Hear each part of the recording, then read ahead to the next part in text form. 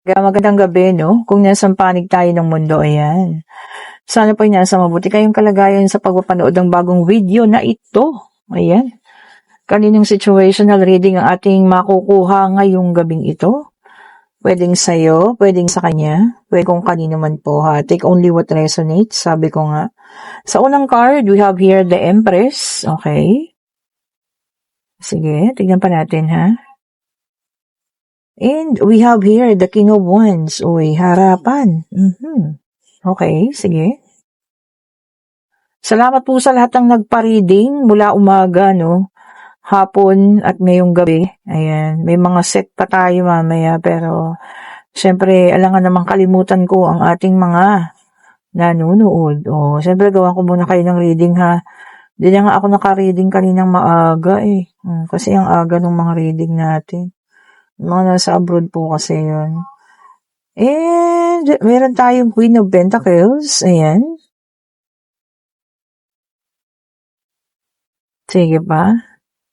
And we have here the King of Cups. Wow, mga hari at reyna ha. Okay, sige. Tingnan natin. Ano. We have here the Lovers. Okay. Tingnan pa natin. And we have here the Seven of Wands. Ito pa. And we have here the Apathy card, Four of Cups. Isang card na lang po para mabuo ang ating situational reading ngayong gabing ito. Ayan. Tingnan pa natin ha.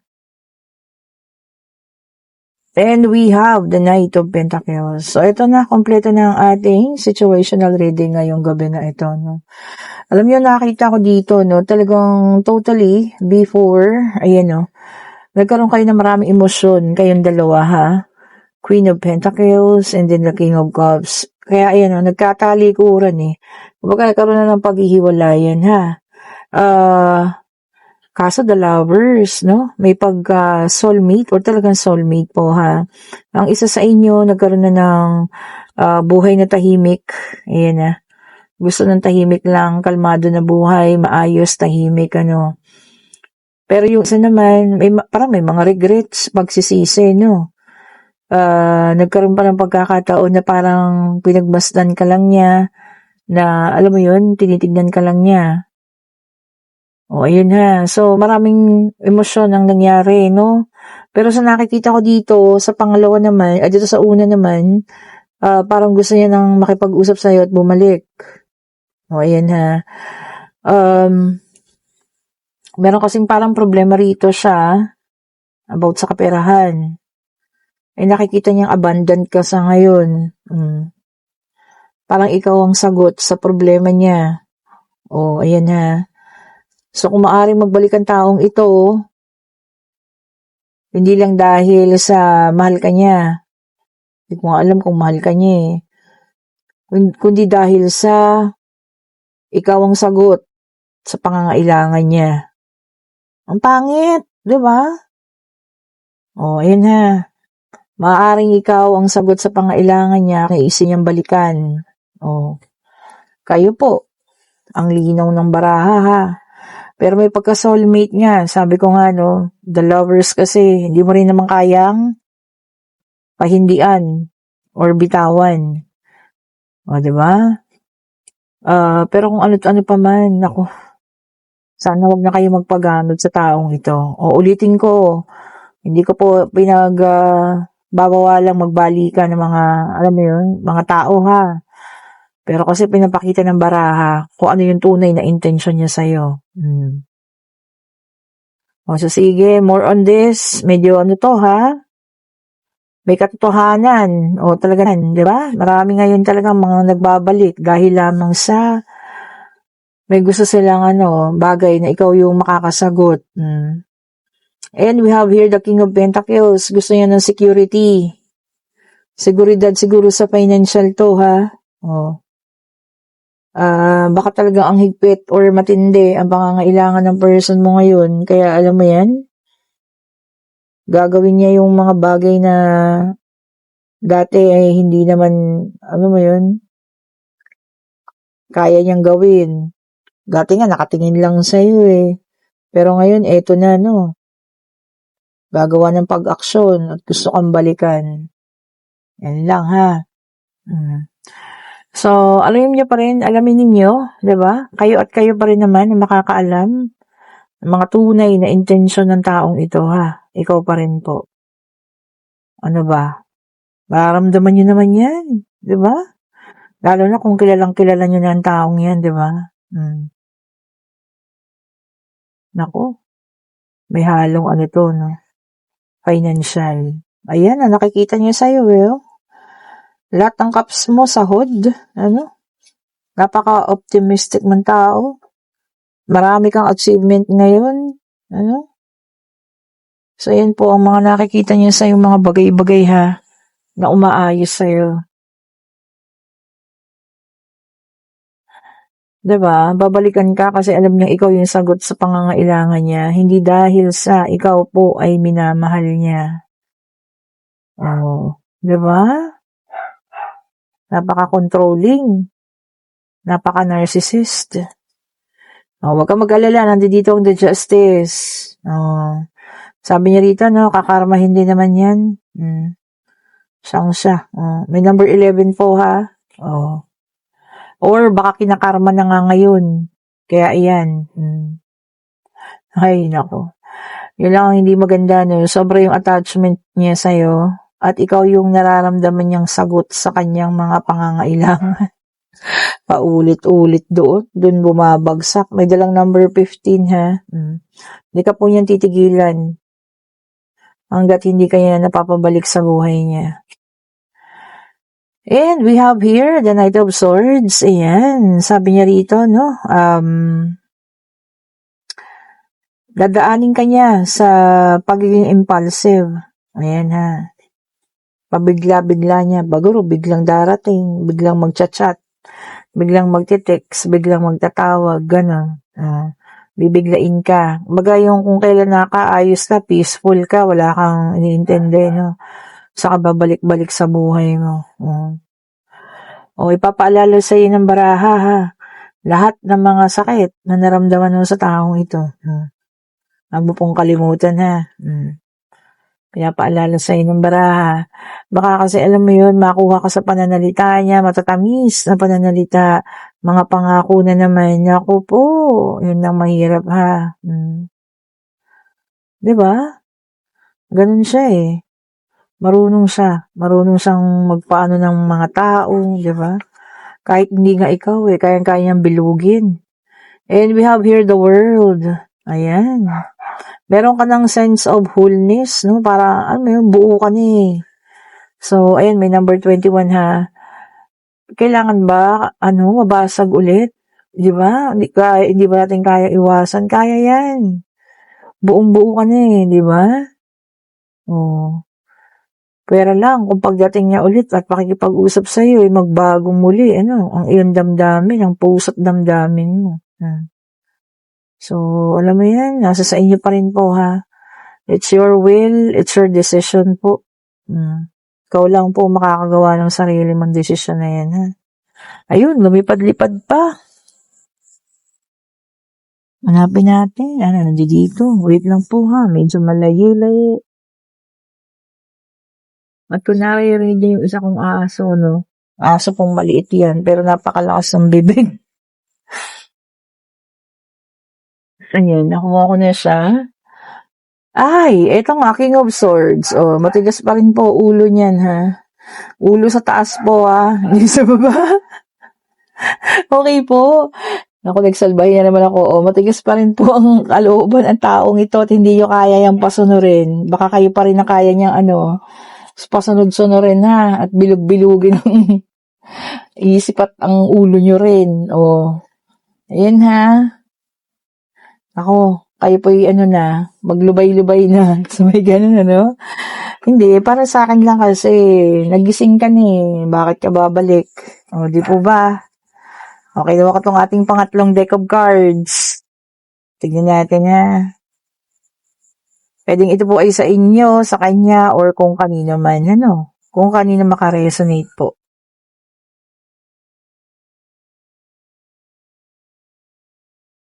Only what resonates po, ha? Kung hindi makaresonate, di pass the video, ha? Pwede po tayo sa susunod na video. Okay, so eto na. Tignan natin. Oh. And we have here the judgment, mga fire sign, ha? O, ayan ha, the judgment, ibig sabihin rebirth. O, ayan, pagbabago. So, maaaring ikaw ito, no, na mas pinili mo talaga na magbago na sa ngayon. Pagbabago in a sense na ayaw mo nang bumalik doon sa mga nakaraan, sa mga pain, sa mga kung ano man, o, diba? And we have here, Three of Swords, air sign, Gemini, Libra, and Sagittarius, ano. So, Aries, Leo yun, ano? Ito pala Gemini, Libra, and Aquarius. And yung fire sign ay Aries, Leo, and Sagittarius. Yan ha. We have here the Three of Wands na naka-reverse. Sabi niya rito, no, transition at pagbabago, moving on. Yun ang pinakamaganda. Talagang alam mo yun, pagbabago na, aalis na doon sa mga hindi magagandang pangyayari, mas pipiliin na natin yung peace of mind. Diba, once na makamit mo yung peace of mind mo, alam mo yun, hindi mo na maiisip yung mga nakaraan eh. Kasi kompleto ka na eh.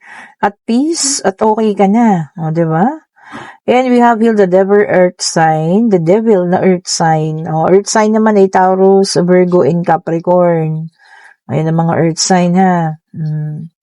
May sobrang sa'yo, taong na-attached. Kahit wala kayo relasyon, kahit magkaibigan lang, sobra na yung attachment niya sa'yo.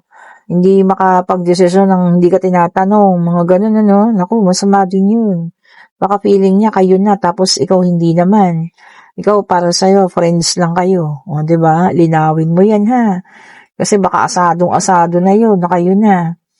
And we have here the Six of Swords. Ayan, air sign naman ito. Gemini, Libra, and Aquarius. Ayan. Naka-reverse naman yung ating Six of Swords. Ayan. Sabi niya rito, resistance to change. Ayan. Ikaw mismo yung umaayaw para sa pagbabago. Bakit? Ang pagbabago naman, pwedeng sa ikabubuti mo, pwedeng sa maganda naman, di ba? So, kung maganda naman, bakit natin aayawan? May mga reason din naman kayo, di ba? Pero bigyan mo rin naman ng chance kasi pagbabago nga yan, bigyan mo po ng chance, ha? Ang mga pagbabagong iyan. Ito pa, tignan pa natin. Ayan. And we have here the Knight of Wands, fire sign, Aries, Leo, and Sagittarius. Ayan. Ang taas ng energy ng ilan sa inyo, ha? Inspirado raw. Sino yung mga, bakit? Kayo na-inspired na yun. Iba-iba naman ang dahilan yan, di ba? Pwedeng magbagong person, pwede rin depende po, ha? Pero isang tama dito, tayo ay inspirado ngayon, di ba? Magandang energy. And we have here the Chariot, water sign in reverse. So, lumabas na po lahat ng zodiac sign, ha? Fire, air, earth, water. Ayan, ha? Nandiyan na po silang lahat, ha? Ang mga water sign, Cancer, Scorpio, and Pisces. Naka-reverse ang ating the Chariot. Bakit kaya? Sabi niya rito, lack of direction. Bakit nawawala ng direction yung iba? Nawawala ng motivation. Parang napakapagod. Parang ganun, Or may pinagdadaanan. Pwedeng, emotionally, o kung ano man po yan, ha, na nararamdaman ninyo. Siguro, kailangan nating, alam mo yun? Isipin muli kung bakit tayo bumabangon. Diba? Commercial, no?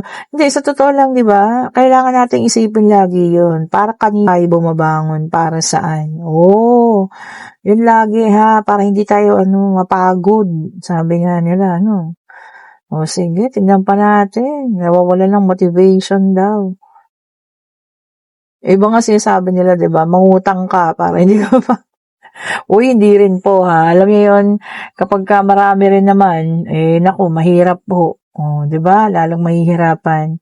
And we have the full air sign naman ito, no. Sabi niya rito, no, holding back. Kumbaga, nakapag-desisyon ka na pero binawi mo. Bakit ganun? Ano bang desisyon yun? Bakit ka nag-hold back? Kumbaga, parang siguro, kung ang senaryo, sinabi mong mahal mo na tong taong ito, tapos sinabi mo na, ay, hindi pala. O, di ba? Ano nangyari? May rason po yan. Bakit ka nag-hold back? Oh. Ayan, kung ano naman yan, kayo lang ang nakakaalam, ano? Pero alam mo yon, kailangan mo pa rin ipaliwanag bakit hindi ka sumang-ayon. Samantalong nung una, okay na okay ka na. Paliwanag mo ha. Siyempre, masasaktan din yung mga taong umaasa sa'yo. Ayan. And ating final card, we have here the Two of Swords, air sign naman yan, ano? Sabi niya rito, no, avoidance. Oh, ikaw mismo umiiwas. Pwedeng tao yan, iniiwasan mo. Pwedeng sitwasyon yan o kung ano man ito, no, na iniiwasan mo na.